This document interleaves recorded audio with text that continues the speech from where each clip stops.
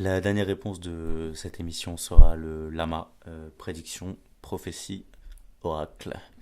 Bonjour à toutes et à tous, bienvenue sur Mardi, saison 3, épisode 2. On se retrouve de nouveau, je fais un petit tour de micro pour tester. Vous voyez, on a investi dans un nouveau micro.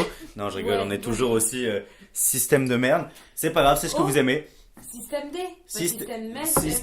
Non, système de merde, j'ai dit. Oui, bah c'est ce que je dis, plutôt système D. Pardon, c'est vrai. Système D, excusez-nous. Alors, mais c'est aussi ce que vous aimez dans Mardi Madi. Du son pas top, des chroniques bâclées. Qu'est-ce que tu dis, Juliette? Du son un peu brut. Du son un peu brut, des blagues un peu prout-prout. Ça commence bien cette saison. Ça commence bien. Alors, Bulle, s'il te plaît, ne t'appuie pas sur la table pour pas faire de nuisances sonores. Voilà, merci. Parce que déjà marre. on tient à une certaine qualité ici. On fait de la qualité. Bienvenue donc, auditeurs, auditrices, dans ce nouvel épisode qui va aborder cette fois une question de la plus haute importance. Pour toi.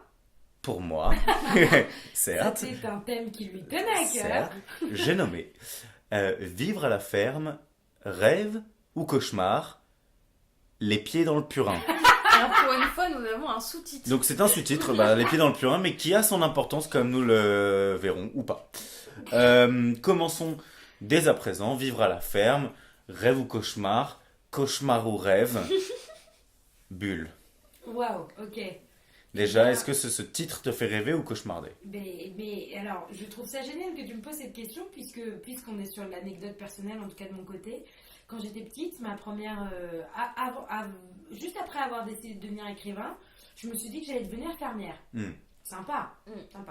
Donc c'était un petit rêve que j'avais gardé comme ça pendant l'enfance. Et plusieurs étés de suite, je suis partie avec mes parents dans un coin vers Toulon, dans une maison. Et il se trouve qu'à quelques centaines de mètres de la maison, il y avait une ferme tenue par une dame qui s'appelle Geneviève. Geneviève, si tu nous écoutes et que tu n'es toujours pas décédée, sache que Bulle pense encore à toi aujourd'hui. C'est beau, merci Geneviève. Qui m'a pris en stage pendant une semaine pour que je m'occupe des animaux et éventuellement pour faire babysitter avec mes parents qui pouvaient du coup se la couler douce au bord de la piscine. Sympa.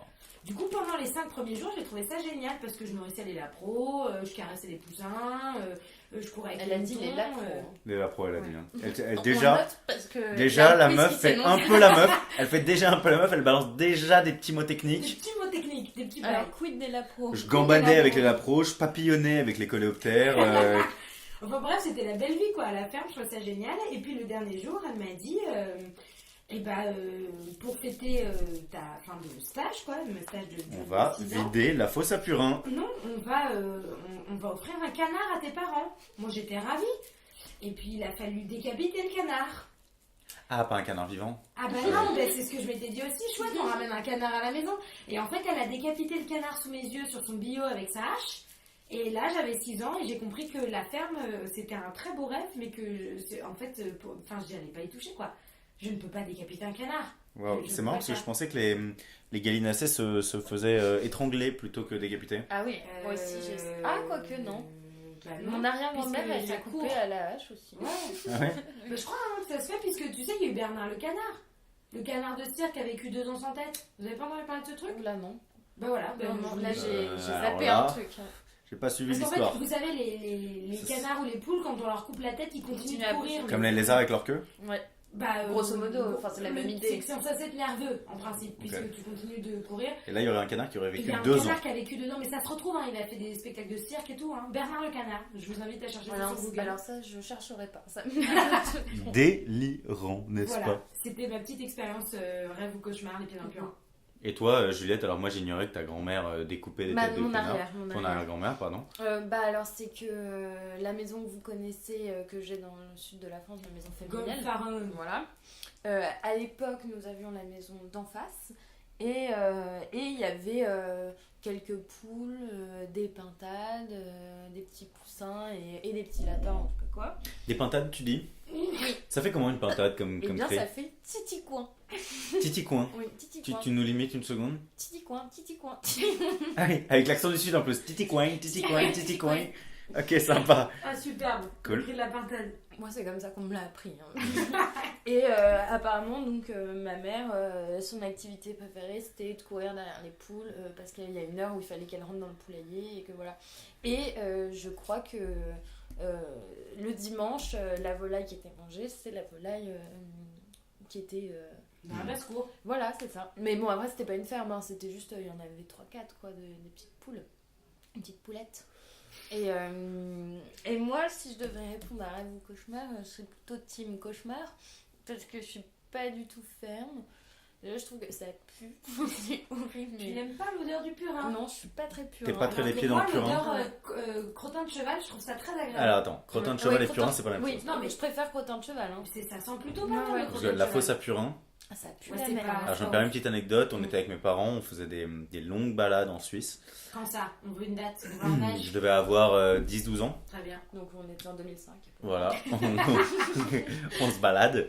Et là, tout d'un coup, une odeur, mais méphitique, quoi, qui commence à sentir dans l'atmosphère, genre sortie du plus Dans profond l'atmosphère. des entrailles de la terre, quoi. Wow. Un truc, mais j'ai jamais senti ça. Et l'odeur, plus on avançait, plus elle était forte, plus elle se rapprochait, tu vois. Donc j'avais vraiment l'impression d'arriver dans un truc, voilà. Mm.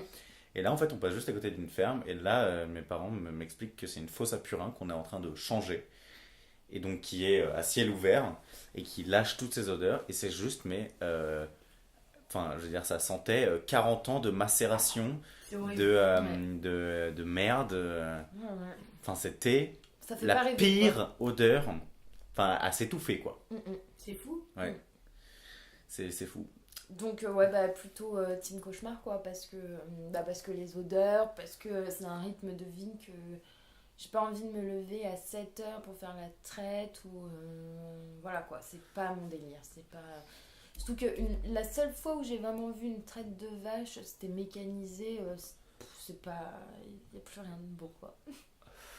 Moi, ma seule expérience de la ferme se résume à dans la maison de campagne de ma grand-mère en Bretagne. Il y avait des petites cages à lapins et j'aimais bien les nourrir. J'aimais bien aussi me foutre de la gueule des moutons qui avaient dans un enclos. Enfin, je sais pas si c'est moi qui me foutais de leur gueule ou si c'est eux qui se foutaient de ma gueule. Probablement réciproque. Mais sinon, j'ai été particulièrement marqué par le dessin animé Chicken Run, donc ferme particulièrement industrielle. Pour ceux qui ne connaissent pas ce dessin animé, je vous le recommande. Je crois que c'est ceux qui ont fait aussi Voilà, c'est gros mythe. C'est même sûr que Donc c'est... c'est Ouais. une sorte de pâte à modeler. Et là, pour le coup, c'est le cauchemar absolu. Et on suit des poules dont le seul Trop rêve bien. est de s'enfuir. Big up Sauf à que- Violette. Vous le savez bien, les poules ne peuvent pas voler. Voilà, je vous en dis pas plus. Voilà. C'est qui n'ont pas vu Chicken C'est qui dit qu'ils Run? n'ont pas vu Chicken Run? Corésie. Corésie, voilà, exactement. Ouf, pas mal. Pas mal. Moi, je crois que je l'ai pas vu. Ah ouais? T'as pas vu Chicken J'ai Run? vu des extraits dans le préau quand il pleuvait à l'école, mais voilà. Franchement, ça vaut le coup. Voilà, on se fera une petite... Ouais, c'est plutôt dans une petite projection Merci. au calme. Mais c'est comme tranquillement. Toy Story, ça m'a jamais... Je suis pas passée par là, quoi. Ah ouais? Ouais. Bah, Chicken Run, franchement, c'est un indispensable. Et puis, il y a une dénonciation de Il parlait même l'agriculture réalisateur, industrielle. Sean le Mouton. Une pépite. Ah ouais? Je vous le recommande fortement. Ok. Ça Sean le marche. Mouton. Sean le Mouton. Ouais, Bon, mais c'est ça, très ferme, en fait. Très entre, ferme. Très Chicken ferme. Run et Sean le mouton. Vachement sympa. Bah, c'est ce qu'on aime aussi. Mhm. Enfin, est-ce Ou qu'on pas. aime Ou pas. ou pas? Et c'est l'heure... C'est l'heure du coup de Juju! Brutal de tonnerre homemade. Bah, merci pour cette intro. Donc je voulais commencer cette chronique, le coup de Juju, par une petite anecdote qui va un peu faire un petit rebond sur celle de Bulle. Parce que donc ma mère, quand elle était petite, voulait aussi être fermière. Et, Oh, Daniel, toi et moi on se ressemble tant. voilà, et mes grands-parents, donc ses parents, ont eu la très bonne idée du coup de la mettre en stage aussi une Super. semaine. Waouh. Ah, je savais pas. Oui, oui. Incroyable comme Mais je coïncidence. pense qu'elle devait avoir 10 ans, quoi, quelque chose de 10-12 ans. Enfin, bah, on dit un stage, Bien sûr. voilà, une petite formation intensive de quelques jours, quoi. Et du coup, elle a vécu une semaine à la ferme et son choix a été fait au bout d'une semaine, donc elle ne serait pas fermière puisque... Nous aussi, on lui a décapité un canard sous les yeux. Non, mais je crois que c'est le rythme Ouais. qui est en fait assez... Enfin, on imagine la ferme comme un endroit hyper jovial où t'es en... Paisible. Oui, voilà, t'es en extérieur constamment. En harmonie mais, avec la nature. Voilà, ça reste un travail compliqué. Alors, donc moi personnellement, j'ai pas eu cette chance donc, d'avoir cette opportunité de stage. Ce qui fait que je connais très peu donc, le monde de la ferme. Mais ce monde apparaît pour moi un peu comme hétérotopie, comme disait Foucault, Oh, putain. que je qualifierais de rurale, si vous m'autorisez ce Oh, petit shit, ça y est. snobisme Direct, parisien. dans le dur. Le Dans le dur. snobisme parisien, Donc j'adore. une hétérotopie, je vous laisse regarder sur Wikipédia, mais... Bernard le canard. oui, et Bernard le canard aussi, regardez. Mais donc un monde un peu à part, régi par ses propres règles, voilà. Mais oui, j'ai écrit chers amis et je l'ai écrit en écriture inclusive, mais c'est très bête parce que C'était à l'oral. l'oral, À l'oral. ça ne s'entend pas, mais l'intention y est. Mais donc tout ça pour dire que tout ce que je vois de la ferme me semble théoriquement beau à travers mes yeux de rat des villes. Et lorsque je découvre le monde du rat des champs, c'est tout un exotisme qui s'ouvre à moi. Pas besoin d'aller en Polynésie française quand on peut aller dans la Creuse. Alors pourquoi tant d'admiration pour ce monde ? Parce que les médias, ou certains médias, se sont emparés de la cause rurale pour y montrer ce qu'il y a de plus râle et pâquerette, si vous me permettez ce petit jeu de mots. Mais elle est forte. Donc c'est-à-dire l'herbe verte, les papillons, le soleil jaune et les jolies vaches rousses dans les prés. Et je fais référence à l'émission diffusée sur M6 qui n'a d'autre comme nom que L'amour est dans le pré. L'amour est dans le pré. Voilà. Le mot est lâché. L'amour La est dans bombe le pré. est larguée. Parlons-en. Alors, dès le générique, que je vous invite à visionner, Que je ne connais pas d'ailleurs. eh bien alors petite musique de James Blunt, You Are Beautiful. Mais excellent. Voilà. Donc déjà le ton, Et donné. voilà, très amoureux, très prout-prout un peu. Donc dès le générique, nous sommes transportés dans la France très profonde, mais très souriante. Et les agriculteurs et agricultrices sont heureux d'être ce qu'ils sont, de faire leur métier. Et ils sont tout pour vivre correctement de leur métier. Donc ces agriculteurs et agricultrices ne sont évidemment pas ceux que nous retrouvons lors des manifestations armés de leurs tracteurs devant l'Élysée. Par exemple. Non, ce sont des gens passionnés par leur travail. Et d'ailleurs, ils en ont du travail et ils sont vivants. On en parlera après. Donc, jolie présentation d'un monde où tout va bien, alors qu'un agriculteur se suicide tous les 2 jours en France. Superbe. Ouh C'est là là. d'ailleurs la catégorie socio-professionnelle la plus à risque. La surmortalité par suicide chez les agriculteurs est 20 à 30% supérieure à la moyenne de la population. Mais you are beautiful.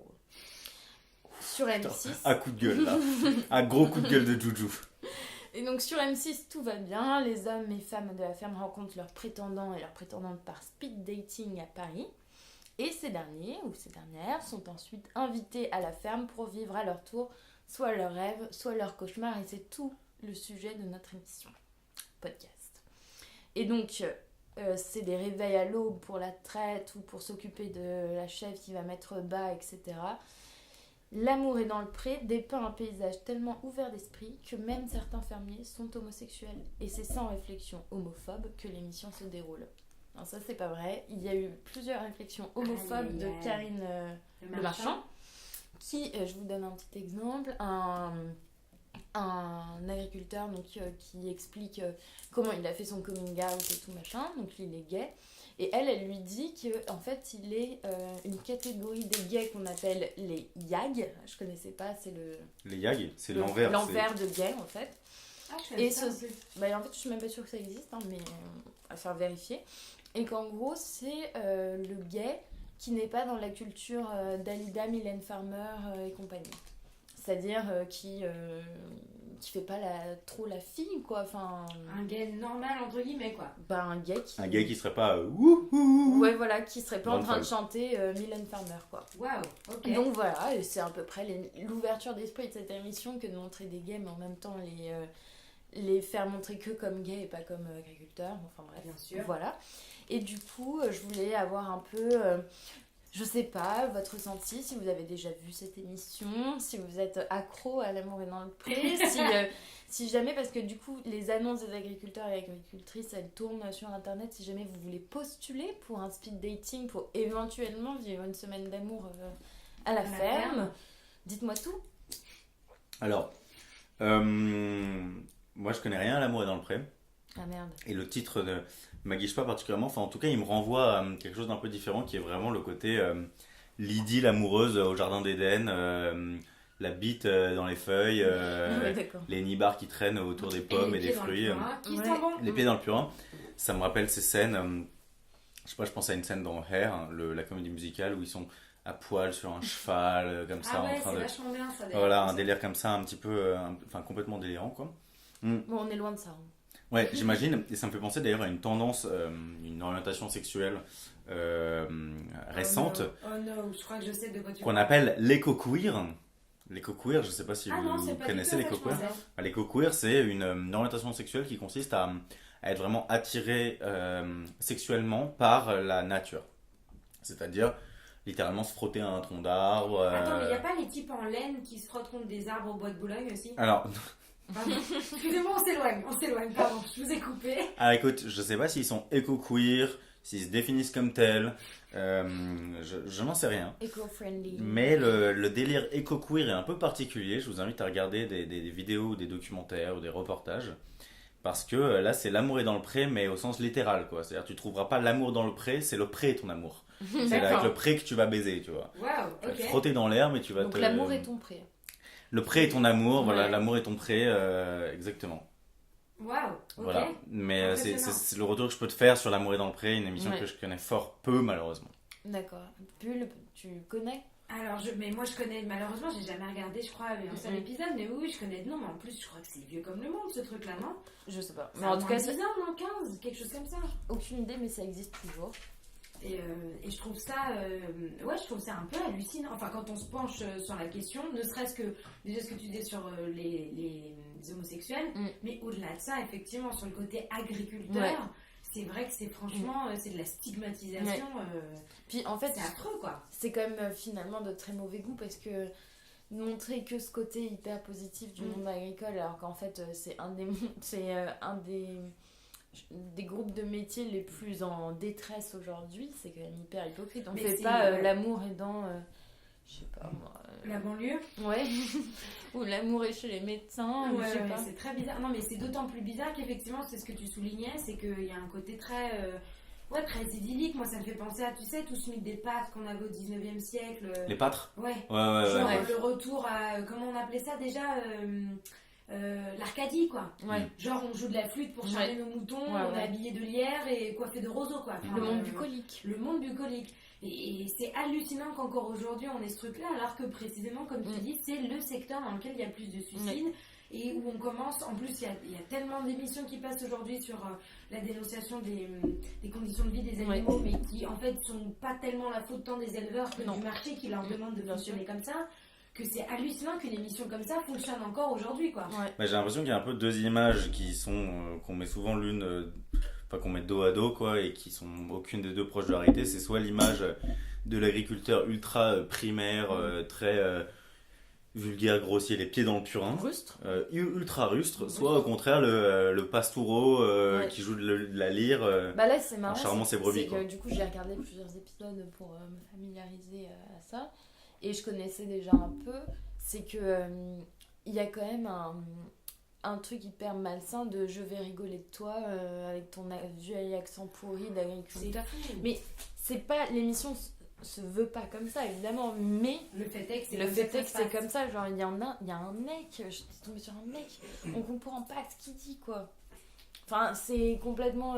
Donc pourquoi on le met à la télé? Puisqu'à la télé, on est censé comprendre ce qu'on voit. Donc on le met à la télé Pour pour se se foutre foutre de sa gueule. Enfin, Et c'est dans des régions tout le temps différentes ouais, ou... ouais, c'est partout en France. Où... Il y a aussi encore ça en Bretagne ou pas?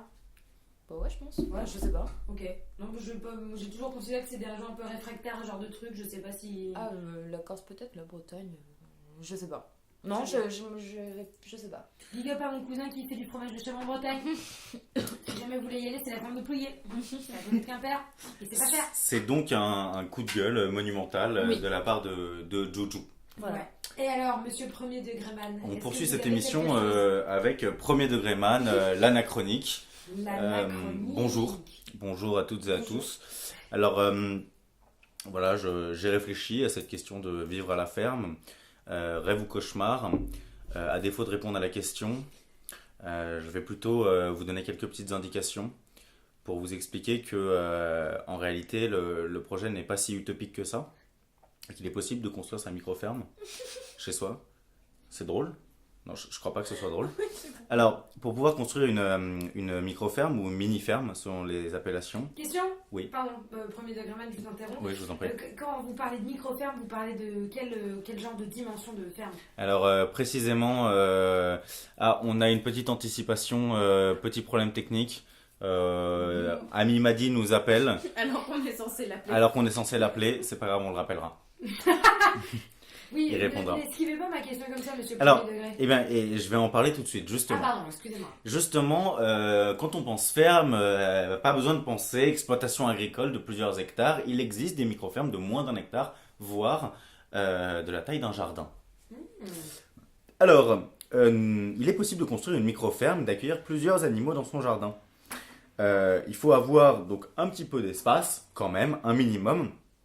Mais il est tout à fait envisageable d'accueillir des poules, des canards, des lapins, par exemple. Alors, comment fait-on?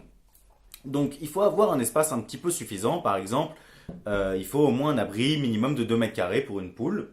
Une ou plusieurs poules? Pour une poule, D'accord. pour qu'elle ait un petit peu de place, un abri de 2 mètres carrés couvert, pour que elle ait aussi assez d'espace vert pour gambader. Formidable. Il faut juste s'assurer voilà, que les animaux ne soient pas trop à l'étroit. Alors le choix des animaux est très important si vous voulez vivre aussi dans votre mini-ferme. Si vous souhaitez avoir des œufs tous les jours, les poules sont obligatoires et c'est un privilège d'avoir des œufs frais tous les jours. C'est vrai. Il existe aussi un concept que l'on appelle les micro-fermes pédagogiques. Le principe est simple, on accueille des invités, on leur explique un certain nombre de choses sur l'agriculture et sur les animaux. Pour ce faire, il faut au moins avoir plusieurs types d'animaux pour expliquer aux visiteurs la diversité de la faune. Alors, les animaux les plus populaires dans une mini-ferme sont la poule et le lapin. La poule parce que ça pond des œufs, le lapin parce que c'est mignon.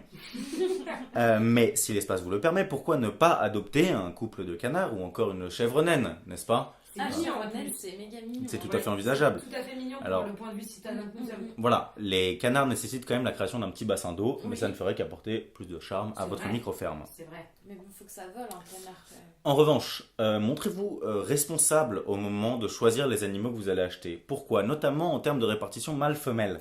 Ah bah oui. Il bien serait sûr. idiot d'acheter autant de mâles que de femelles. En effet, si vous voulez des reproducteurs, l'idéal est de prendre un seul mâle non castré pour plusieurs femelles. Par exemple, un taureau est capable... Micro-ferme. Alors, certes, oui. là on élargit un petit peu l'espace. Un taureau nain, un taureau est capable de fertiliser jusqu'à 50 femelles ou génisses en même temps. Comment ça en même temps? Alors j'imagine que l'acte reproducteur ne s'effectue pas simultanément, Non, oui, pas en Je veux même dire temps. dans la même période? mais dans la même foulée, ouais. Ah ouais. Ouais. Bah lui, il s'en fout quoi. Euh, Oui, c'est vrai. ouais, un verra, je ne sais pas ce que c'est, mais un verra peut Moi, je fertiliser. sais, c'est Ah, ma question que alors, je Ah, me bah, pose tu- pas. un verra peut fertiliser 20 truies.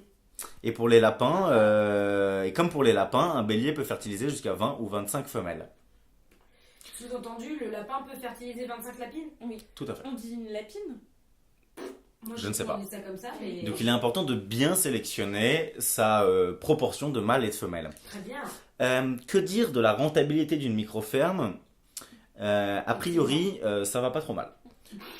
J'ai pas d'autres éléments à ajouter sur la question. Donc, en réalité, d'un point de vue extérieur et absolument non connaisseur comme je le suis, mais tout à fait premier degré, construire sa micro-ferme est un rêve.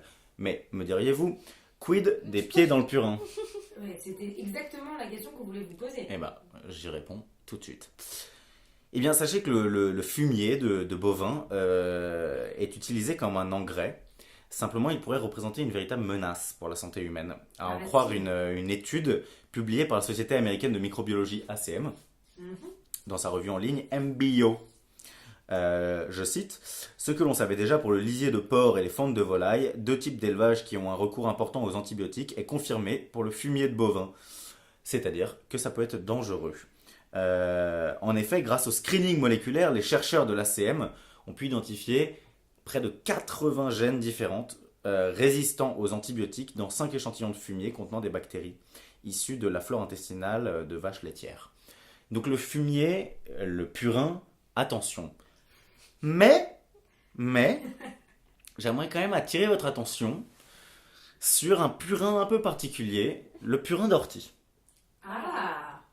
Le purin d'ortie est un excellent activateur du compost. La véritable panacée des jardins. Elle donne force, santé, vigueur et couleur vive aux fleurs et apporte des éléments nutritifs importants aux plants de petits fruits rouges, framboisiers, groseilliers et autres, Mûrier. lorsqu'elles poussent au milieu de mûrier, tout à fait, bonne réponse. Merci. Les fruits sont plus beaux, plus parfumés, plus nombreux, plus colorés. Le purin d'ortie rend plus résistant aux maladies et aux ravageurs. Elle peut se fabriquer en insecticide. Il peut, le purin. Oui, le purin. Du coup, un insecticide bio, quoi. Un insecticide tout à fait bio, Naturel. tout à fait naturel, à base de purin d'ortie, qui chasse par pulvérisation de son purin dilué les pucerons, la mouche de la carotte et bien d'autres indésirables des plantes potagères ou horticoles. L'ortie, et le purin d'ortie notamment, est également une grande dévoreuse de nitrates et de phosphates. Elle débarrasse des excédents de ces substances dans tous les coins où elle pousse. Alors, je vais conclure cette anachronique premier degré sur une petite recette, non pas de cuisine, mais bien de jardinage. Comment fabriquer du purin d'ortie? Oui, parce que moi je connaissais la soupe d'ortie, mais alors Ouais. le purin d'ortie, première nouvelle. Eh bien, c'est très simple. Et ça se mange pas. Hein. Première étape, cueillir de grandes orties qui ne soient pas encore montées à graines en se munissant de gants épais. Évidemment, vous le savez, les orties, Ça pique. ça pique. Deuxième étape, hacher grossièrement 1 kg d'ortie fraîche pour 10 litres d'eau. Oui, bien. Troisième et dernière étape, laisser macérer 12 heures à 24 heures, entre 12 et 24 heures, à 18 degrés pour obtenir un effet insecticide et fongicide. Laisser macérer 10 à 15 jours à 18 degrés pour servir d'engrais et de stimulateur de croissance. Le mélange ne doit plus produire de bulles lorsqu'on le remue. Excellent. C'est tout pour Premier Degré Man aujourd'hui. Vous en saurez plus à présent sur les fermes micro et sur le purin d'ortie. Mais merci, premier degré man. Grâce à toi, nous pouvons fabriquer notre purin d'ortie par nous-mêmes. Je vous en prie. Des fois qu'on aurait des orties. Je me permets juste de dire que Ami m'a dit, envoyé un message en disant je vais bientôt aller manger, smiley triste. Ah, Ah, eh bien, Ami m'a dit, on verra. On essaiera d'appeler Ami m'a On dit. peut pas l'appeler maintenant et faire la chronique de. C'est Bulle tout à fait une après. tout possibilité. à fait envisageable. Peut-être qu'on C'est- peut Allons-y, tenter ça. c'est parti. Et s'il répond pas, on Eh l'appellera après. L'avantage de Mardi Madi, c'est que c'est relativement amovible. Oui, Et très que, flexible. voilà. On l'appelle avec mon téléphone. Allez, Allez. c'est parti.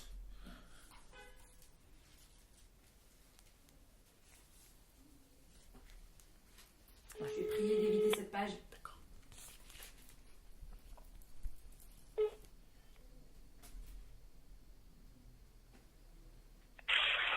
Allô? Allô Alex Fink? Oui. Bienvenue sur Mardi Madi. Bienvenue. Yo! Comment ça va? Ah, ça va, super, super. Ça fait plaisir de t'entendre. De te réentendre. De te re-entendre. Écoute, le Mardi Madi d'aujourd'hui porte sur un thème qui nous est cher, qui n'est autre que vivre à la ferme, rêve ou cauchemar, sous-titre Les pieds dans le purin. Et je sais, de sources relativement sûres, puisque ça vient de toi, que tu as passé un peu de temps à faire du woofing. Exactement. Est-ce que déjà tu peux nous expliquer ce que c'est? Le woofing? Ouais. Bah, en fait, le woofing, ça permet de faire une expérience dans une ferme biologique, ou en tout cas qui a une politique un petit peu éthique de l'agriculture. Mhm. Pendant un certain temps, ça peut durer 2 semaines, comme ça peut durer 6 mois. Et de vivre dans cet endroit blanchi et nourri, en l'échange de travailler un petit peu dans cet endroit et de faire quelques tâches chaque jour, quotidiennes, pour la ferme. D'accord. Et toi, t'es resté combien de temps justement dans la ferme? Moi, je suis resté 2 semaines. D'accord. Et qu'est-ce que t'espérais y trouver? Pourquoi tu voulais faire du woofing? Moi, j'avais envie d'apprendre des choses, on dit pragmatiques, quoi, des choses en rapport avec la terre. J'avais envie d'apprendre à planter, j'avais envie d'apprendre à m'occuper des animaux, ce genre de choses. D'accord. Et est-ce que tu pourrais me dire 3 choses qui t'ont particulièrement plu ou surpris et 3 choses qui t'ont moins plu de ton expérience? 6 choses en tout. Comment? Ça fait 6 choses en tout. Ouais, ça fait 6 choses, mais t'es pas obligé de toutes les faire. Juste des choses qui t'ont plu et des choses qui t'ont moins plu.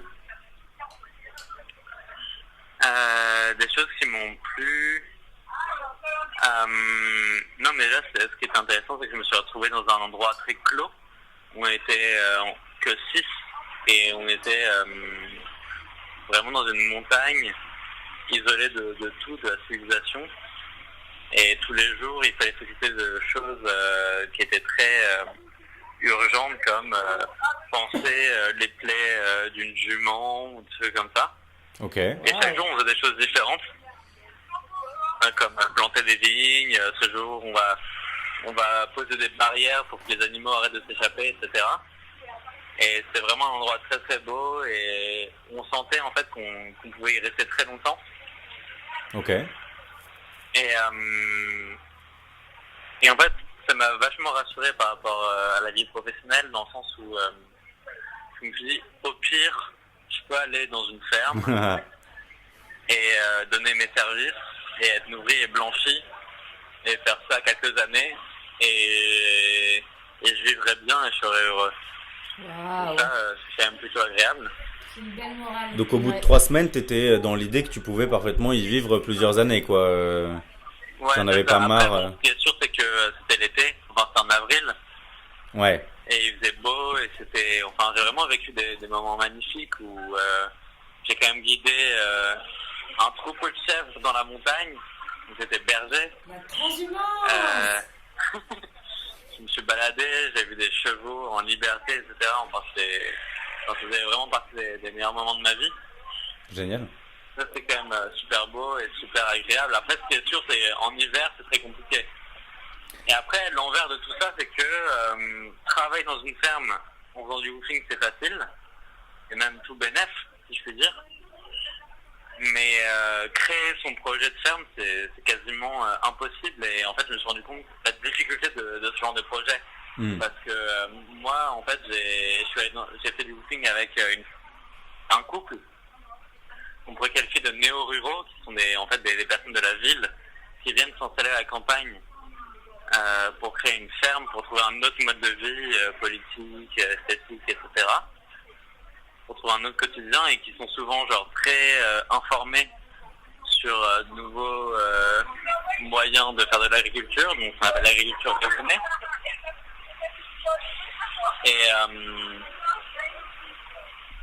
Et ils se sentaient super seuls en fait, ça faisait déjà 2 ans qu'ils y étaient, et ça se voyait que psychologiquement c'était très difficile.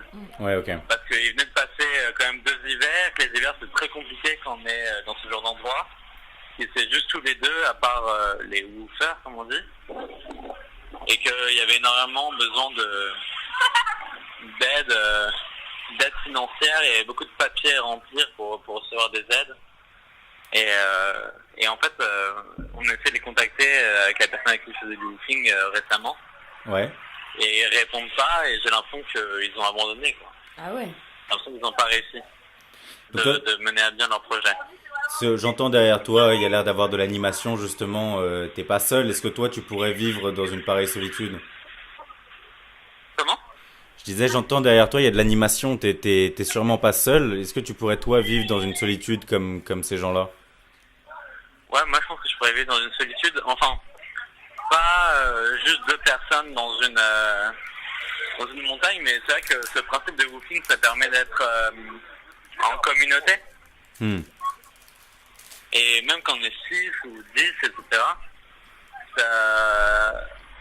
c'est vraiment une vie sociale qui est très différente de celle qu'on a dans une ville. Ouais.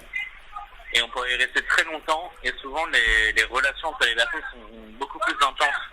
Il y a beaucoup plus de moments d'excitation, d'engueulade, genre de se raconter nos vies, mais de manière très profonde, et on passe du rire aux larmes très rapidement. Enfin, c'est très spécial comme manière de vivre en société. Une communauté restreinte, totalement isolée du monde. D'accord. Mais je pense que c'est une expérience que tout le monde devrait vivre. Alors moi, j'ai une dernière question pour toi. Quel a été ton animal préféré de la ferme quand tu y es resté? Alors, mon animal préféré, bon, il y avait les chèvres, mais les chèvres étaient un peu sataniques. On les rangeait le soir, et qu'il n'y avait plus beaucoup de lumière. Enfin, c'était une sorte de vision d'enfer, quoi. Il y a 30 chèvres qui se cognent les unes contre les autres, qui se battent contre la nourriture pour manger, etc. C'est plutôt horrible à voir, c'est vraiment une vision d'enfer. J'ai bien aimé les alpagas qui sont au centre de lama. Ah, Ellie l'avait prédit. Excellent. Ouais, ils Excellent. sont vraiment tout mignons. C'est doux en plus un alpaca, non? Et ils sont très doux, mais ils sont très durs à toucher parce qu'ils sont craintifs. Ouais. Et du coup, ils sont un peu durs à approcher. Mais c'est très beau. Eh Voilà. bah, merci Ok, Alex. bah merci Merci, beaucoup Alex. Alex Fink. C'est un très beau témoignage que tu nous as offert ici. Alex Fakchek en réalité, puisque c'est ça Oui. ton blast de mardi midi. C'est vrai. Merci beaucoup, c'était super instructif. Maintenant, je vais aller remplir mon ventre de soupe. Et très agréable. Et ben écoute, bon appétit. Bonne N'oublie soupe. pas la soupe aux orties. Voilà, la soupe aux orties ou le purin d'ortie si t'as besoin d'insecticides. On t'embrasse, on te fait des bisous, Salut. on te dit à Bisous. très vite et merci Bisous, beaucoup. Ciao. Merci. Quel beau témoignage. Tout à fait, c'était vachement intéressant, super Ouais. intéressant, très humain, témoignage à la fois objectif et subjectif comme on les aime. Alex Fakchek, toujours autant de poésie dans C'est son vrai. langage. C'est vrai. C'est pour ça qu'on continue à l'inviter et à l'appeler. C'était donc Ami m'a dit, Annie m'a dit. On avance quelque peu. mais cette nouvelle formule de Mardi Madi ne serait pas ce qu'elle est sans le dernier et plus incroyable moment de cette émission. J'ai nommé Bulle te colle. C'est parti les amis. Bulle te colle. Mes chers mardis, mes chères mardites, pour vous ce soir, je suis partie en expédition à la campagne avec une chère amie à nous qui peut-être un jour fera partie des Mimadi, On qui n'est l'espère. autre que Judith Reux. Je suis allée du côté des campagnards de Mont-Dauphin en Seine-et-Marne, à quelques 150 km de Paris, pour visiter au plus près la vie agricole, et j'ai récolté quelques informations qui, pour être tout à fait honnête, ne proviennent pas toutes de De ce mon week-end.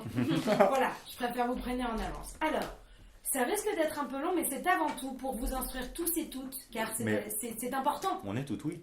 de savoir à quoi peut ressembler la vie à la ferme. On écoute. Alors, tout d'abord, ce qu'il faut que vous sachiez concernant la vie à la ferme, et notamment ce qui concerne les animaux, c'est que les animaux sont une source d'études et de comportements fourmillantes depuis des années, notamment, et je me permets de commencer par un petit « le saviez-vous » Le saviez-vous que les chèvres, et cela fonctionne également pour les vaches, qui vivent dans une même région, finissent par adopter le même accent. Il y a des accents animaux alors. Il y a parfaitement. Les accents de chèvre. Il y a des accents de chèvre, c'est-à-dire que Tu as si la genre chèvre est sud- ou genre Exactement. C'est-à-dire que si génial. vous prenez une chèvre corse d'une chèvre par exemple bretonne, vous verrez que non seulement leurs bêlements ne sont pas identiques, mais que au-delà de ça, les chèvres des mêmes régions se reconnaissent entre elles, et plus important Mais non. encore, les chevreaux nés dans une même communauté Adopte prennent l'accent de la Wow. région. Déplacer une chèvre du Loir-et-Cher en Corse dans ses 2 premiers mois et elle prendra l'accent corse. Putain, c'est-à-dire qu'il pourrait potentiellement y avoir du racisme Oh. chèvre, Ouais. entre En chèvres. tout cas, il y a des chèvres et des vaches, parce que cela est également valable pour les vaches régionales. Et c'est pour ça que Putain, souvent, dingue. vous avez pu remarquer dans les vieilles maisons de campagne ou chez vos grands-parents, des affiches dans les toilettes, généralement, c'était mon cas, des différentes régions de France avec les différents types de vaches. Voilà, Oui, les Je vaches, laisse ça te oui, parle. oui. Ça me fait plaisir, je me sentais seule. Et ce n'est pas juste dû à la couleur Ouais. de leur robe ou la qualité de leur lait, c'est également selon leur accent Waouh, régionaux. Alors Dingue. ça, je suis vraiment Incroyable, contente d'apprendre n'est-ce pas ça, c'est vraiment. fou. Ouais. Sachez également qu'on en a souvent parlé, mais le cochon ou la truie, en tout cas parlons du cochon dans son terme d'espèce, Là, c'est pas très exclusif, le cochon, point, la truie. ben, en vérité c'est justement le cochon qui est le nom de l'espèce. Ah d'accord. Comme l'humain est le nom pour l'homme et la femme. Le cochon Ah. est un animal particulièrement intelligent. Et c'est d'ailleurs pour cela qu'on a remarqué que les organes des cochons peuvent être greffés sur l'homme et inversement. On Bah, n'en est pas putain. encore là, Ouais, j'aimerais mais voir. on a déjà remarqué Franchement. qu'on pouvait Mais greffer c'est- un c'est foie les- ou un cœur de Mais cochon c'est les sur mêmes un homme. tailles. C'est à peu près les mêmes tailles, c'est à peu près les mêmes fonctionnalités et ça a à peu près la même espérance de vie. En termes J'aimerais de pas me faire fonctionnalité. greffer un foie de porc. Un tueur de cochon. Ouais, pas cool. Eh bien, en tout cas, sachez que le cochon est aussi intelligent que le chien et que, à tout prendre, on pourrait choisir le cochon comme animal de compagnie. puisque l'anecdote que je vais vous raconter aujourd'hui est véridique et vous pouvez retrouver la vidéo sur YouTube, je l'ai cherchée moi-même. Qu'il le prouve. Une truie a sauvé un petit garçon de la noyade il y a j'adore. une quinzaine d'années. Une petite truie, hein, pas une énorme truie, une petite truie, voilà, dirait-on une truie adolescente. Une truitunette. Voilà. Qui a vu Une jeune un jeune petit garçon tomber à l'eau du bord de la berge et qui s'est mis à crier parce qu'il se noyait. La truie n'a pas fait de, comment on dit, de sang... Quoi l'expression? Elle n'a pas perdu son sang-froid. Son sang n'a fait qu'un tour. Son sang n'a fait qu'un tour, c'est ça que je cherchais. Elle a plongé dans la rivière, elle avait une laisse parce que c'était une truie domestique. Elle a nagé jusqu'au petit garçon. Et aucun. Elle lui a Elle avait des laissé- nageoires ou pas la truie ou... Elle avait pas de mais c'est pas comme ça. Ça nous rappelle apprendre à nager dans un petit bain. La truie a nagé jusqu'au petit garçon, elle lui a laissé s'accrocher à la corde et elle a nagé jusqu'à la rive et elle ne s'est arrêtée de nager que lorsque le garçon était entièrement arrivé sur la rive.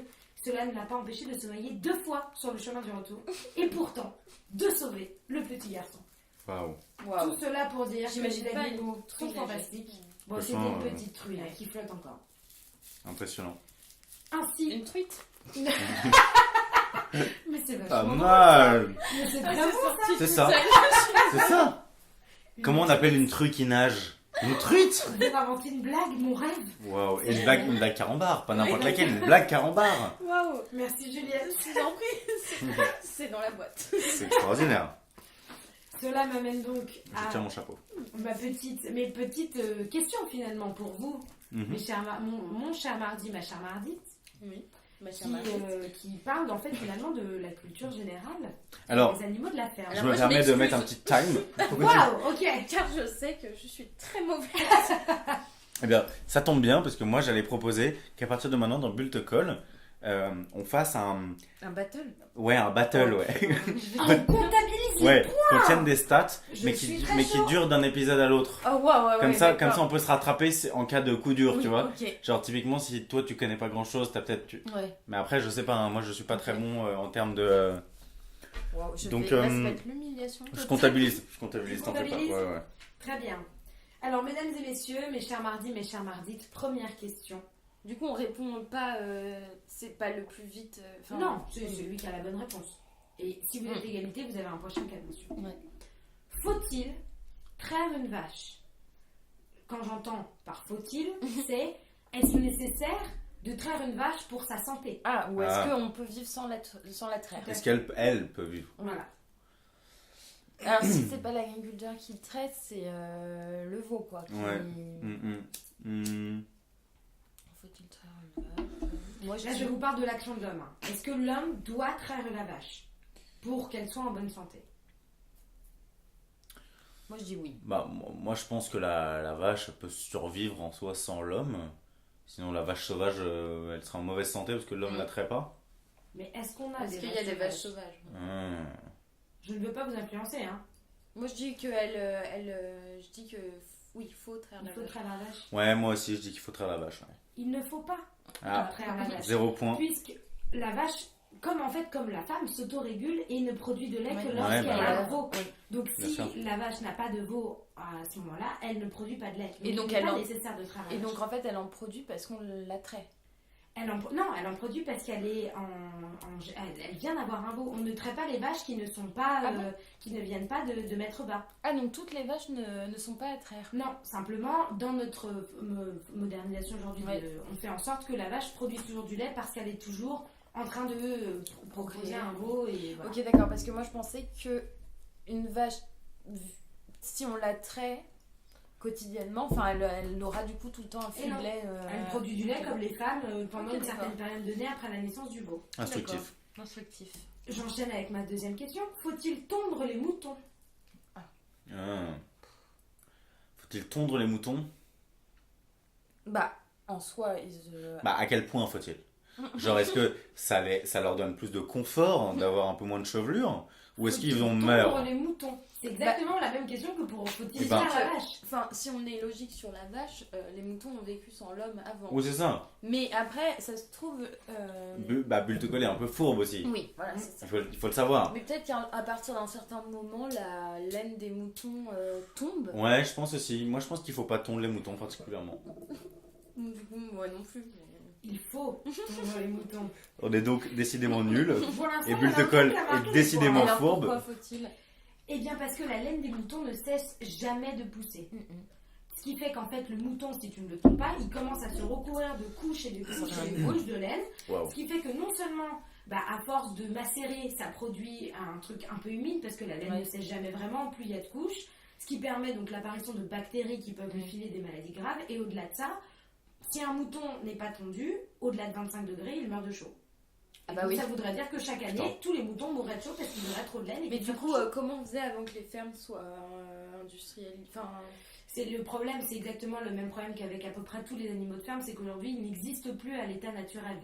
Mais du C'est-à-dire coup, que ces avant les moutons-là, fermes, du coup, Probablement maintenant- que les moutons s'autorégulaient ou Ouais. ne vivaient que dans les zones où Ou alors ils il faisait mourraient. pas plus de 25 degrés, ou alors ils mourraient.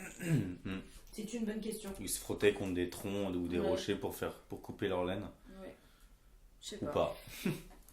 Ok, très bien. Donc on Très est bien. nuls. On est nuls. Alors, j'enchaîne. Avec, justement, nous parlions de l'intelligence animale.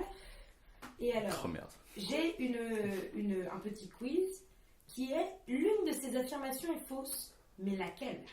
Je vais donc vous Elle est très citer, forte. Elle est très mes très chers forte. mardis, 3 affirmations. Et il y en a une seule. Et il n'y en a qu'une seule qui est fausse. Ok. Je vous demande de trouver laquelle. Je vous les lis avec le plus de neutralité possible. Les cochons sont doués pour les jeux vidéo. Alright. Les poules se souviennent de ce qu'elles ont vu à la télévision. Le canard peut reproduire un jingle de radio. L'une de ces 3 affirmations est fausse, les 2 autres sont vraies.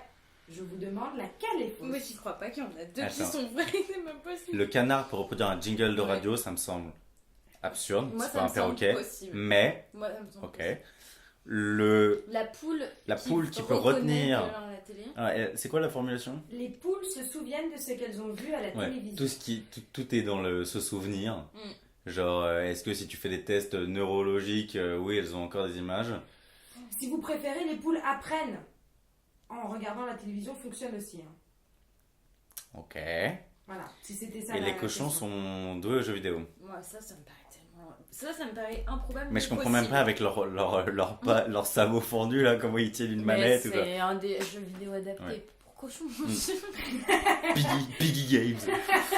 Piggy Farmer. Piggy Farmer. Moi, je sais pas, ça me paraît tellement gros que c'est possible que ce soit probable, tellement on est à l'abri de rien dans ce monde. Mais Ok, moi j'ai j'irais le canard ou la poule. moi j'ai mon affirmation fausse. Ouais, moi j'ai eu le canard. Moi aussi j'allais dire le canard. Pour vous, c'est cette réponse-là qui est fausse? Ouais. Vous avez raison. Vous Oh, marquez un yes. point. Ouais. Le canard est incapable de reproduire un jingle de radio. En revanche, et je vais la faire courte, les cochons sont doués pour les jeux vidéo, c'est vrai. Une expérience a montré que, alors je vous la fais rapide, sur un écran de télévision dans laquelle il y a une zone bleue par rapport à une zone noire et où un point se déplace avec un joystick actionné par le groin du cochon, pour vous dire, si le cochon arrive à mettre le point dans la zone bleue, alors il a une friandise qui tombe et il la mange. Et plus l'exercice se complexifie et plus la zone bleue se réduit et se déplace. Ok. Et le cochon arrivera systématiquement à mettre le point dans la zone bleue, ce qui n'est pas le cas du chien, Ah ouais. sur lequel on a réalisé Faut la même adopter- expérience faut et qui adopter n'a un cochon, jamais en compris. fait. C'est Wow. ce qu'on disait au début, le Ouais. cochon est très intelligent. Adopte Et un sachez que cochon.com. nous sommes tous les 3 cochons. Oui, dans le calendrier chinois, nous sommes tous cochons. Oui. Coïncidence? Je ne pense pas. L'univers Je n'est vous pas laisse aussi paresseux. Et alors, ce qui concerne les poules, l'expérience qui a été réalisée, c'est qu'on leur a projeté un film dans laquelle Chicken Run. non, mais ça aurait Ils ont pu. appris à voler, genre. Dans laquelle la mangeoire rouge des poules était remplie de graines. Et après cette émission, on a disposé différents bols de graines aux couleurs différentes qui contenaient tous les mêmes graines et toutes les poules se sont orientées vers la coupe rouge qui était celle de la télévision. Wow. Donc elles ont appris de la télévision. Impressionnant. Voilà. Complètement Je me permets une petite digression, le saviez-vous également, concernant des choses qui nous intéressent et qui pourraient vous intéresser, notamment sur les vieilles expressions que l'on utilise j'adore. encore aujourd'hui et dont on ne connaît pas forcément l'origine, soit parce qu'on ne s'est jamais posé la question, soit parce qu'on n'a jamais pensé à taper la réponse sur Google. Je vous explique donc d'où vient l'origine quand les poules auront Ont des des dents. dents. Ah yes. Et en anglais, c'est d'ailleurs when pigs fly. Ah, c'est La intéressant. traduction je anglaise de savais quand pas. les poules auront des dents, c'est, je sais plus la formulation exacte, mais en gros c'est when pigs will fly, ou un délire Eh comme bien, ça. alors sachez qu'en fait, cette expression n'a pas de sens, puisqu'en fait, les poules ont des dents. Ah bon? Oui. Alors, déjà, parce que. Bah, mais Il y Putain. a des millions d'années, les poules avaient des dents. D'accord. Sauf que, effectivement, depuis Bah, dents. des millions d'années, elles ont perdu leurs dents. Simplement, la poule, à sa naissance, c'est-à-dire à l'état de fœtus puis de poussin, a une dent qui pousse et qui Oui. lui permet en fait de rompre sa coquille. Et c'est grâce à cette dent que le poussin sort de l'œuf et Wow. qu'il perd sa dent pour devenir un bec en fait. Dingue. Donc en fait, quand les poules auront des dents, ça n'a aucun sens puisque les poules ont des dents. Mais Elles pas à ont l'âge des dents. adulte, elles ont eu des Non, dents, ouais. elles ont eu D'accord. des dents Mais et le d'où poussin a l'idée systématiquement une dent. absurde, parce que quand les poules auront des dents, ça veut dire en gros jamais. Ouais. Donc c'est faux. Mieux vaut privilégier l'expression anglaise pour être sûr d'être dans Oui. le vrai. Hmm. Enfin, Alors, sait-on une jamais question pour que Bulle les- de Colle, parce que tu as l'air de tout savoir des animaux. L'œuf ou la poule, du coup? C'est une question que j'ai posée aux agriculteurs de mon dauphin, ils n'ont toujours pas la réponse. Ah ouais. Malheureusement. Dommage, Je crois que dommage, ça j'aurais bien aimé sera un savoir. débat hein. existentiel. Ouais. Ok. Mais je peux vous expliquer d'où vient l'expression passer du coq à l'âne. Ah, ça j'adore. Que cette j'ai toujours expression. appelé passer du coca light. Vous avez jamais Non, non, passé du coca light? Vous la connaissiez pas celle-là? non, mais elle est vachement bien. Ouais, c'est pas Ok, Attends, bon, mais bah je tu suis l'as ravi. inventé? Bah non, je sais pas, je l'ai toujours dit, je sais plus d'où, mais passer du coca light. Je sais pas. Mais attends, c'est quand t'étais petit, tu comprenais Ouais. pas l'expression et Non, quand même on pas, te- je savais que c'était du coca l'âne, mais j'aimais bien dire du coca light. En vrai, Eh je non, comprends, mais hein, je vais c'est la très bien. ressortir. Je pense que je disais ça aussi avec Sinapeg, mais je suis pas sûr. On demandera à Sinapeg. Alors, déjà, est-ce que vous savez ce que signifie passer du coq à l'âne? Bah, passer d'un sujet à un autre. C'est ça, qui n'a aucun sens. Et alors, en réalité, si vous voulez revenir à l'expression d'origine, on parlait passer du coq à l'âne, qui s'écrivait non pas A, accent circonflexe N-E, mais Anne, A-S-N-E, Ah, qui en ancien français signifie loi, en réalité. Ah. Ce qui signifie qu'en fait, le coq eh bien, baise absolument tout ce qui bouge, Hmm. et qu'il passait de la poule à l'oie qui était dans le même enclos. Et c'est de là d'où vient l'expression passer du coq à l'âne, soit Ah. passer de la poule à l'oie en fait. Ah oui, à la base, c'est de la poule à loi. C'est de dire que le coq peut changer de partenaire sexuel en un quart de seconde sans Incroyable. se préoccuper de la question. Et c'est ce qu'on disait d'ailleurs sur le taureau. le taureau, exactement. Mm. Le taureau et les lapins. Waouh. Nous en avions parlé la semaine dernière. La question qui nous occupe tous, c'est cette fameuse famille des gallinacées. Et aujourd'hui, mes chers mardis et mes chères mardites, je vais vous éclairer sur la différence qu'il y a entre toutes ces familles de gallinacées que personne n'a jamais su. À savoir, Putain, il y a des différence grosses révélations dans Mardi entre la Madi. poule, le coq, le poulet, le chapon et la poularde. Mesdames et messieurs, Ah, vous il y a allez ça. savoir enfin Et... la Alors, différence juste le entre chapon, toutes ces c'est- familles-là. Pas un castré. Exactement. Ok. Le chapon est un coq castré. Waouh. Ouais. Putain. Le coq est donc un coq. Un coq. pas castré, Ouais. donc reproducteur. La poule est un gallinacé féminin pas castré. En tout Donc cas, c'est l'équivalent féminin du coq. c'est l'équivalent féminin du coq. Mhm. Tandis que la poularde est l'équivalent féminin du chapon, c'est-à-dire une poule qui a été stérilisée. D'accord. Qu'on La engraisse poularde pour Ouais. manger. Oui. Ah. Chapon et poularde, c'est pour la manger. hein. C'est ça. Hmm. Quid du poulet? Ah, alors moi, pour moi, le poulet, c'est comme une poulette, c'est-à-dire un enfant de la poule qui est pas encore Ah ouais adulte, je crois. Ah, pour moi, un poulet, c'est vraiment ce que t'as dans ton assiette. Oui, non, mais- C'est-à-dire que, genre, en fait, ce que t'appelles du poulet rôti, c'est de la poule. Quoique. Bah non. Moi, je crois que c'est un ado. Enfin, c'est une poule ado ou un coq ado. Eh bien, Poulet. C'est exactement ça, Juliette. Parce que le poulet est en fait un gallinacé Mm. que l'on tue entre ses 40 et ses 70 jours après sa naissance, ce qui ne permet pas en fait de définir le sexe Ah ouais. du gallinacé qui deviendra après 90 jours soit une poule, Mais soit non. un coq. Attends, il y a une C'est-à-dire qu'ils vivent tablette, 90 jours avant d'être mâle ou femelle. Exactement. Waouh. Waouh. C'est-à-dire que probablement dans les gènes c'est inscrit, mais nous, Ça se extérieurement, sent pas. on La ne question, peut pas c'est savoir. est-ce qu'ils choisissent Ah, bah, ça, d'être c'est plutôt une mâle ou faudra plutôt femelle poser au poulet, je ne sais Waouh. pas. Peut-être que du coup le Du coup, poulet on parce sait qu'il est jamais tué- si on mange un mâle ou une Non, femelle. on ne saura jamais. Parce que les caractères sexuels de la poule ou du coq ne sont pas encore déterminés. De Dingue. toute façon, quand on mange du veau, on sait jamais si on mange Ouais, un ou une. c'est vrai. Je suis pas au courant. Nous passons maintenant Je suis assez forte en la poulet. rubrique que vous aimez tous. Ah, la suite du jeu concours. Ouais, le cri des animaux. Oh, Mm. je suis tellement Nous nulle là, retournons ça en va. enfance, mes chers mardis, mes chers mardis. Yes. Nous allons essayer de deviner les mots qui correspondent au cri des animaux, car Yes. nous avons tous été traumatisés par le renard. Ah. ne sait pas ce que le renard fait comme bruit. Ouais, je sais. Oh non. Ouais, je sais. Je crois. Alors, Tu le sais pas? Non. Je crois qu'il glapit. il Ah. glapit. Yes! Le renard glapit. Ok. Et nous allons partir Un point. sur les animaux de la ferme. Que fait l'âne? L'âne. Ah, je le sais en plus. Vous le savez probablement. Du fond de votre Ouais, mémoire je le d'enfant. sais parce que Gonfaron c'est le pays de l'âne volant. Enfin, je suis censée le savoir quand même. De l'âne volant. Oui, tu connais pas cette anecdote, enfin cette légende. Là, on est plus sur le cochon qui vole, mais sur l'âne volant. Oui. Ah, moi, D'accord. même moi, je la connais. À Gonfaron, un âne volait. Ah, mais si, tu m'avais raconté. Alors, l'âne, qu'est-ce qu'il fait? Je sais qu'il y a un H. Je crois. Un point si on imite ou pas? Poker face. Non, je veux le nom, je veux le verbe. Je veux le verbe. Attends, j'ai le cheval là. J'ai le bruit du cheval. Non, le cheval, non, ça, non. Mais l'âne. Franchement, moi j'ai toujours dit il fait ion. Oui, c'est pas ça. Attends, puis j'ai tous les autres animaux qui me viennent. Non, enfin non, j'en ai que deux. Franchement, il gémit quoi. Non, mais j'ai.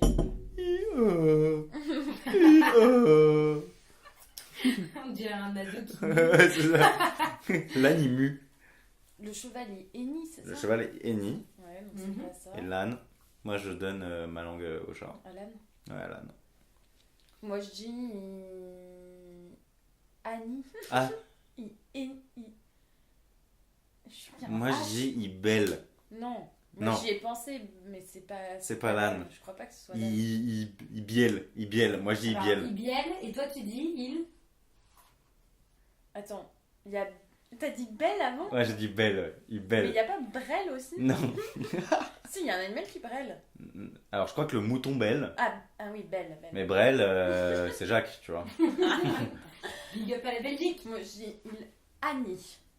Eh bien, vous avez tous les deux faux, mais par contre, Annie, Juliette, tu l'âne étais à Annie. 2 doigts parce qu'il braie. Ah, il brêle! Ah, il c'est ça, brêle. je l'avais. Mais moi j'étais à deux doigts, wesh. Non, Bah j'ai dit non, brêle. Il braie. Ah oui, t'as dit Brel. Il braie. Ah Non, oui. il braie. Et il braie, il braie. Il braie, l'âne Ah braie. ouais, Mais l'âne je sais braie. qu'il m'est passé. Et après, je me suis dit, c'est le mouton. Ah mais oui, braire comme Ouais. un âne. Bien sûr, l'âne braie. Oh. Plus simple, le canard. Le quoi? Donc là, on a Le zéro. canard. Le canard? Il- Attends. Je dis si tu... Réfléchissons 2 secondes. Ok. Je vous donne un indice, il y a 2 possibilités. Ah, Il y d'accord. a 2 verbes qui s'accordent pour le canard. Ah, je sais. Enfin, j'en ai un, mais c'est pas ça. Moi je sais, je suis quasiment sûr que c'est ça. Ok, moi j'ai cancane. Ouais, moi aussi j'ai cancane. Vous avez bon tous les deux. Ok. Il cancane ou il caquette. Ah oui, le caquette. Ok. Ok, on a un point. La chèvre. Bah, elle. Bah, du coup, ce qu'on a dit, c'est Bah le ouais, mouton. moi je pense que c'est la... Belle. Belle. C'est pas le mouton, ça? Moi je pense... Non, finalement non. Attends. Le mouton, il... Ah non, la chèvre... Belle. La Non. chèvre, elle belle. Non. La chèvre de Monsieur Seguin. Elle brémit. Non, il y a pas ça. Elle frémit dans les... Elle Attends, bramit. je me remets dans le truc. Non, mais il y a bravir. La chèvre, la bravir. petite chèvre de Monsieur Seguin, elle est dans la forêt. Et le loup, elle Ah, le livre Dieu. elle se quoi. bat de toutes ses forces contre le loup et elle C'est horrible. belle. Ouais, elle est belle. La chèvre, elle est belle. Bon, je dis belle aussi. Oui, la chèvre belle. Nice. Et elle chevrotte et elle bégette aussi. Elle béguette. Oui, elle bégette. La chèvre bégette et chevrotte. Chevrotter, Wow. c'est joli. La vache. Elle. Attends, je l'ai dit. Attends, non, ne dis rien. Ah. Parce que moi je suis pas sûr de le Il retrouver. y en a 2 aussi, possible. Allez, je sais. Belles imitations ce soir. Si, je crois que je sais. Non, je l'ai pas, attends. La vache, elle. J'ai envie de dire elle meut, mais. Moi je sais que c'est pas ça. Enfin, je crois que c'est pas ça. J'en ai un autre. Bah, dis-le, j'ai pas, moi. Elle meugle. Ah oui, bah oui, meugler comme une vache. Meugle. La vache meugle. Oui. La vache meugle. Elle meugle. Vas-y, mets tout. Elle meugle ou elle mugit? Elle mugit. Ouais. Pour moi, c'est le lion qui mugit. Non, Non, il rugit. rugit. Ouais, elle mugit Ah, la elle vache. mugit. Elle meugle Je ou te elle dis, des mugit. fois, c'est à une lettre près. Ouais, de ouf. Et enfin, le cochon. Il. Putain, j'ai croisé. Le cochon. Ça Putain, je sais bien le faire en plus, mais là j'ai mal à la gorge. Ah, c'est horrible. Mais ça, c'est un sanglier, non? Non, c'est pareil. Ouais, franchement, C'est le le cochon. cousin du cochon. Le cochon. Il- Ah putain, je le sais en plus, j'ai l'impression.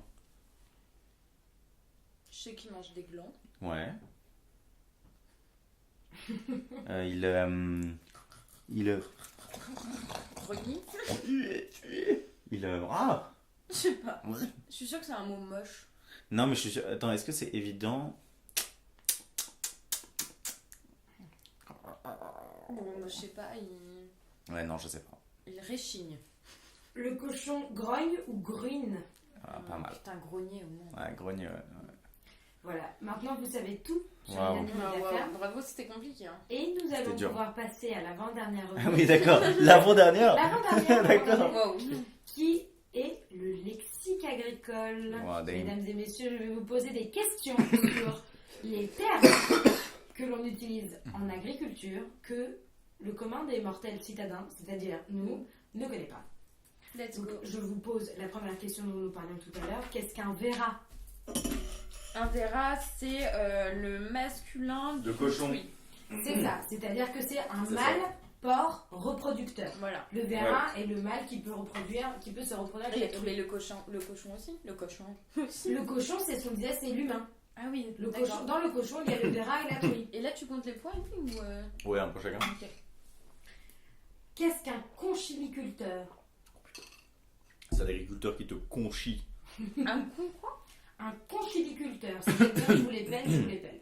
Un Ça conchiliculteur. aide ou pas? Je sais pas. Conchhy, liculteur. Ah, je sais peut-être. Bah, faut le tenter, hein. C'est un agriculteur qui cultive des cucurbitacées. C'est-à-dire des courges, des potirons, des butternuts, tout ça.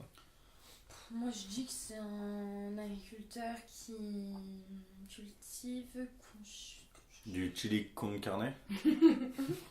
Conchiliculteur. des concombres.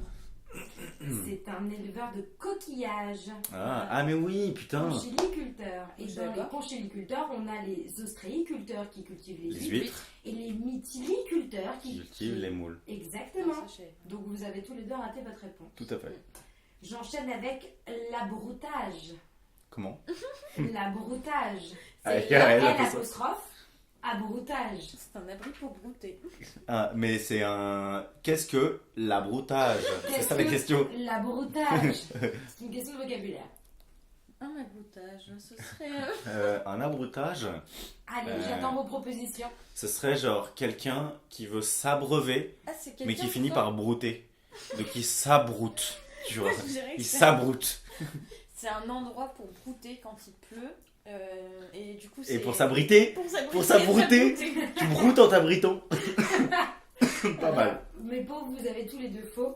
L'abroutage, c'est l'action des animaux qui est de manger les feuilles et les branches basses des arbres, Ah. ce qui crée en fait une ligne horizontale autour de l'écorce de l'arbre qui permet de savoir à quel niveau se situent les animaux. Ok. Et c'est cette ligne qu'on appelle l'abroutage.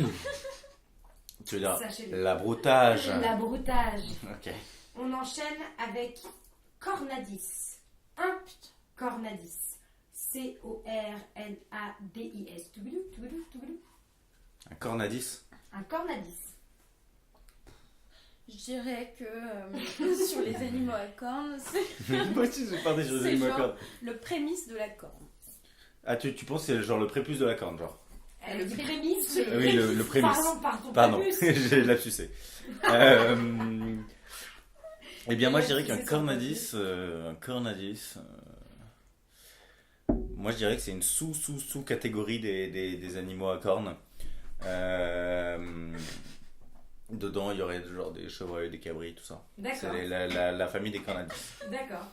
Eh bien, vous avez faux tous les deux, puisqu'un cornadis, c'est en fait une barrière qu'on utilise aujourd'hui dans l'agriculture massive, qui permet en fait uniquement le passage de la tête de l'animal. Ce qu'on a par exemple dans les fermes pour les hangars pour cochons ou vaches, où on a juste des barrières qui permettent à la tête de l'animal de passer.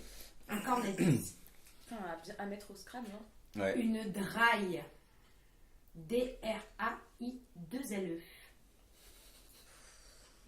C'est l'avant-dernier. Je sais pas, une Une- laisse pour cochon. Une laisse pour truite, tu veux dire?